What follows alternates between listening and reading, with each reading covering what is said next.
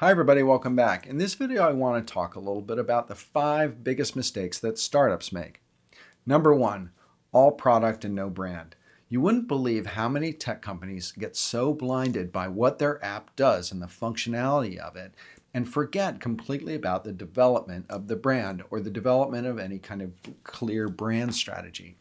Brand strategy around their customer avatar or the problem it is that they're solving or how they're going to communicate that, or what the brand design is actually going to look like. A lot of this brand strategy actually leads to brand design and it leads to naming. It leads to all of the things that should be or what going to make this product be successful. Sometimes branding is completely secondary to product and it can't be. Number 2 is trying to be the perfect brand right away. The phrase building a brand has a very key word in it. It's build. Building a brand takes time. All the products and brands that we know and that are famous took time to build. It took years to build these brands. You can't afford to wait and kind of design the perfect brand and think it's going to be perfect right out of the gate, because that will delay your progress. The answer is that you want to agree on a cohesive brand idea that's good enough, a MVB, so to speak, a minimum viable brand. You want to start with something that's going to get you going. The software industry is actually quite good at doing this with products. They go with a minimum viable product and get it out in the world and see how consumers relate to it, what they like, what they don't like, and then they alter the app as they go along. Startups have to do this with their brands as well. They have to develop a brand, iterate, and evolve it over time.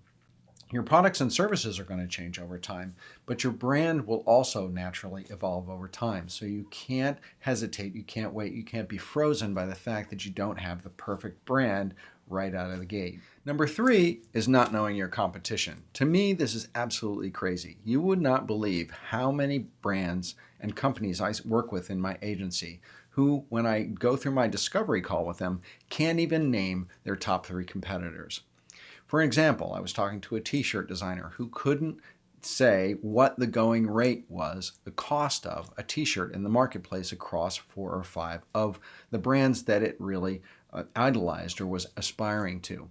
They didn't know what they sold. They didn't know how much to charge for their product. They didn't know how to communicate it, or they didn't know where their competitors were showing up. So how to be competitive with their competitors. You have to be aware of your competitors in order to be different and in order to be better. I did a great video on how to do a competitive audit. You should definitely check that out. There's some great tools in there to learn how to evaluate your competition. Also helpful around developing your brand and understanding your competition is to find 3 or 4 aspirational brands. Now, these can be brands that you want to be when you grow up. They can be brands that are in your category or out of your category. But to find brands that are exemplifying the type of behavior, the type of look, the type of success that you want to emulate. This is also part of that knowledge of the competitive set and what's going to help you drive and grow your brand to success. The 4th mistake that startups make is pursuing the wrong channels. Now, one of the best things about marketing and one of the worst things about marketing is the number of channels that there are to communicate and market your brand out there. The question that you have to answer is, who are your customers and where is the best place to get their attention? You have to look at your competition. And I'm not saying copy your competition, but you have to be informed by what your competition is doing. The first thing you want to do is you want to make sure that you define your target audience. For example, is your audience millennials? Are they male? Are they female? Are they international? Are they domestic? Are they professionals? Are they blue collar? You have to define that avatar of your customer so you can determine where it is that you need to show up. And then you need to start. You need to spend a minimum amount of money on a number of different channels and then check your analytics over time and see where you're getting the most traction and the most traffic. And then you want to grow your presence and your investment on the ones that are working. You want to find 1 or 2 that are working and leverage those. You don't want to be everywhere. It takes too much time and it takes too much money. You want to focus your time and you want to focus your money on what works for you. And the 5th mistake that startups frequently make is thinking that it's going to happen overnight. We all love the stories of VC-funded startups with a hapless founder who throws up some brilliantly simple app and then months later cashes out for millions of dollars. The truth is that this rarely happens, and that building a brand takes a lot of time. It takes a lot of courage, it takes a lot of tenacity, and it doesn't happen overnight. It takes time to get traction and to see the return on your investment.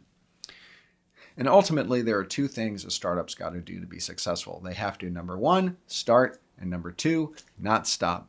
They have to start with a minimum viable brand and get out there and understand they're going to evolve and iterate what they do over time and build a great brand. And number two, they have to not stop. They have to understand that it doesn't happen overnight and it takes sweat equity, and that in order to be successful, it's a long game.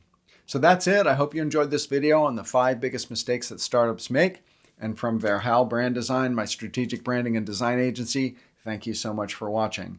And if you need help building your brand with your brand strategy or brand design, or even your professional creative career, make sure to reach out to me at philipvandusen.com and let's see what we can do to grow your business or your professional aspirations. And with that, thanks again for watching. Bye for now.